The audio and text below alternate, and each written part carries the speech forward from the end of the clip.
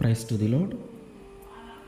ఈరోజు దేవుడు మనకిచ్చినటువంటి వాగ్దానం ఏంటంటే యెషయా గ్రంథము 49వ అధ్యాయము 23వ వచనం. రాజులు నిన్ను పోషించు తండ్రులుగాను వారి రాణులు నీకు పాలిచ్చు దాదులుగాను ఉండెదరు. ఆమేన్. వారు కలిగి ఉన్నటువంటి అధికారాన్ని బట్టి మనల్ని అనగదొరక్కాలని చూసిన, వారు కలిగి ఉన్నటువంటి హోదాను బట్టి మన యొక్క అభివృద్ధిని అడ్డుకోవాలని చూసిన, వారు కలిగి ఉన్నటువంటి పలుకుబడిని బట్టి అసలు మనల్ని లేకుండానే చేయాలని ఒక ప్రణాళిక వేసిన, వీళ్ళందరి నుంచి తప్పించుకొని జీవించటము కష్టము, బ్రతకటము కష్టము అనుకునే పరిస్థితిలో కానీ మనం ఉంటే దేవుడు మన జీవితంలో ఒక గొప్ప కార్యాన్ని జరిగించబోతూ ఉన్నాడు. అదేంటంటే, ఏ అధికారము చూసుకొని వాళ్ళు ఏ అధికారి అయితే అట్లా మాట్లాడుతూ ఉన్నాడో అదే అధికారి మనల్ని పోషించేలాగున, ఏ హోదాలో ఉన్న వ్యక్తి మనల్ని మన యొక్క అభివృద్ధిని అడ్డుకోవాలని చూస్తూ ఉన్నారో వారే మన అభివృద్ధికి సహకరించేలాగున, వారి కుటుంబమే మన యొక్క బాధ్యతలను తీసుకునేలాగున, ఏ పలుకుబడి కలిగినటువంటి వ్యక్తులైతే మనం లేకుండా చేయాలని చూస్తూ ఉన్నారో వారే మన యొక్క ప్రాణ రక్షణను కాపాడుకునేలాగున దేవుడు వారిని మనకి ఒక పోషించేవారుగా, కాపాడేవారుగా, మన మంచి చెడులు చూసేవారుగా చేయబోతూ ఉన్నాడు.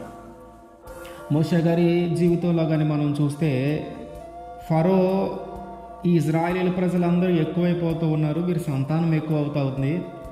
ఇట్లాగే కానీ జరిగితే ఒకవేళ రేపు ఏదైనా యుద్ధం వచ్చినప్పుడు మన శత్రువులతో కానీ వీళ్ళు చేతులు కలిపితే ఇక మనం బ్రతకలేము, వీళ్ళని జయించలేము అనుకొని అసలు ఇజ్రాయేల్ ప్రజల్లో వీళ్ళు ఎవరు కూడా మగపిల్లలు బ్రతకటానికి అవకాశం ఇవ్వకూడదు అని చెప్పి మంత్రసానులను పిలిపించి, మీరు ఆ కాన్పు చేసేటప్పుడు మగపిల్లగాడు కానీ పుట్టితే చంపేసేయండి, ఆడపిల్ల కానీ పుడితే బ్రతికించండి అని చెప్పాడు ఫరో. అయితే మంత్రసానులు దేవునికి భయపడ్డారు కనుక వారు ఆ పని చేయలే. ఆ పని చేయకపోవటాన్ని బట్టి మోషే ఆ కాలంలో జన్మించాడు. మోషే గారు ఆ కాలంలో జన్మించినప్పుడు ఆ మంత్రసానులు అతన్ని చంపేయలేదు కనుక అతను బ్రతికాడు. అయితే అతడు ఒక 3 నెలలు మాత్రమే తన తల్లి దగ్గర ఉంచగలిగింది ఆమె.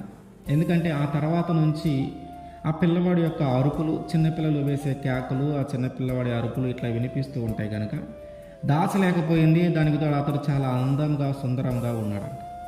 మరి ఏం చేయాలో అర్థం కాల. ఫరో యొక్క ఆజ్ఞ ఏంటంటే, ఫరో విధించిన శాసనం ఏంటంటే మగపిల్లవాడు ఎవడు బ్రతకటానికి అవకాశం లేదు అని చంపేయండి. ఇప్పుడు ఈ యొక్క మోషే గారికి ప్రారంభంలోనే మొదటి సంవత్సరంలోనే ఇప్పుడు ప్రాణాపాయ పరిస్థితి ఏర్పడింది. ఇతన్ని బ్రతకనివ్వకూడదు, ఇతన్ని అభివృద్ధి చెందనివ్వకూడదు, ఇతన్ని అనగదొరక్కాలనుకునేటువంటి పరిస్థితి, అసలు బ్రతకనివ్వకూడదు. ఒక మరణ శాసనం వేశాడు ఫరో. ఇప్పుడు ఈ మరణ శాసనం నుంచి మోషే గారు బయటపడాలి. అసలు ఆ పరిస్థితి ఏంటంటే ప్రాణాలతో బ్రతుకుంటే చాలు అనే పరిస్థితి. అటువంటి సమయంలో ఆ తల్లి ఏం చేసిందంటే ఒక జమ్ము పెట్టిలో అతన్ని మోషే గారిని ఉంచి ఒక ఏటిలో ఆయన్ని కొంచెం మొక్కలు అట్లా ఉండే దగ్గర ఉంచింది.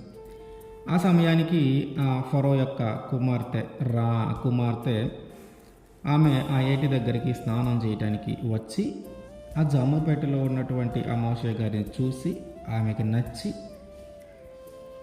అక్కడ ఉన్నటువంటి ఆ పరిస్థితుల్లో ఆ మోషే గారి యొక్క అక్క ఆ దగ్గరలోనే ఉండి ఏం జరుగుతుందో అని గమనించడానికి ఆమె కూడా అక్కడే ఉంది.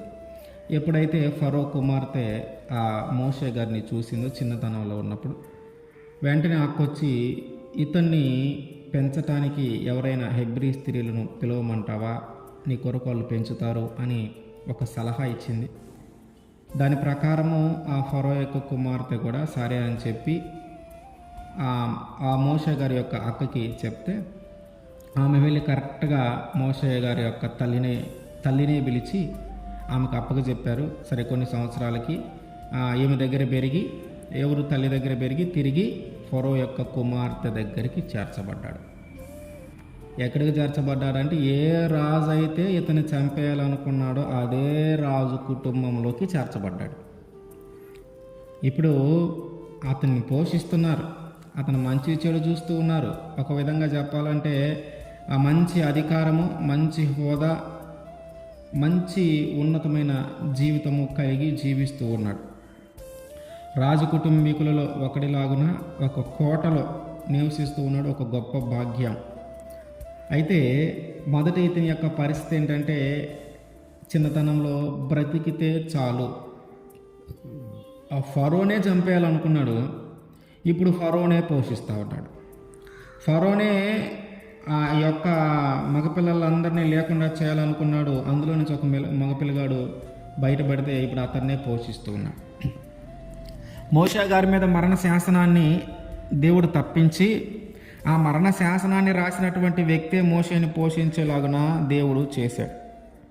అంటే మన జీవితంలో కూడా ఎవరైతే వారి అధికారాన్ని బట్టి, వారి హోదాను బట్టి, వారి యొక్క పలుకుబడిని బట్టి మనల్ని అనగదొరక్కాలని చూస్తూ ఉన్నారో, మన అభివృద్ధిని అడ్డుకోవాలని చూస్తూ ఉన్నారో, అసలు మన మీద ఒక మరణ శాసనంలాగా చేసుకొని దాన్ని అమలుపరచాలని చూస్తూ ఉన్నారో, ఇప్పుడు వారే మనల్ని పోషించేలాగున, వారే మన యొక్క మంచి చెడులు చూసేలాగున, వారే మనల్ని కాపాడుకునేలాగున దేవుడు చేయబోతూ ఉన్నాడు. ఆయన చేయబోయే గొప్ప కార్యం ఏంటంటే, రాజులే మనల్ని పోషించేలాగున, వారి భార్యలు మనల్ని పాలిచ్చే దాదులుగా ఆయన చేయబోతున్నాడు. రాజు కుటుంబంలో ఒకలాగా మనల్ని చేయబోతూ ఉన్నాడు. ఆ అధికారులే ఎవరైతే మనల్ని అనగదొక్కాలని చూశారో, అభివృద్ధిని అడ్డుకోవాలని చూశారో, అసలు మనం లేకుండా చేయాలని చూశారో, వారే మనల్ని పోషించేలాగున, వారే మనల్ని కాపాడుకునేలాగున, వారే మనల్ని రక్షించుకునేలాగున దేవుడు ఒక గొప్ప కార్యాన్ని మన జీవితంలో జరిగించబోతూ ఉన్నాడు. ఆమేన్.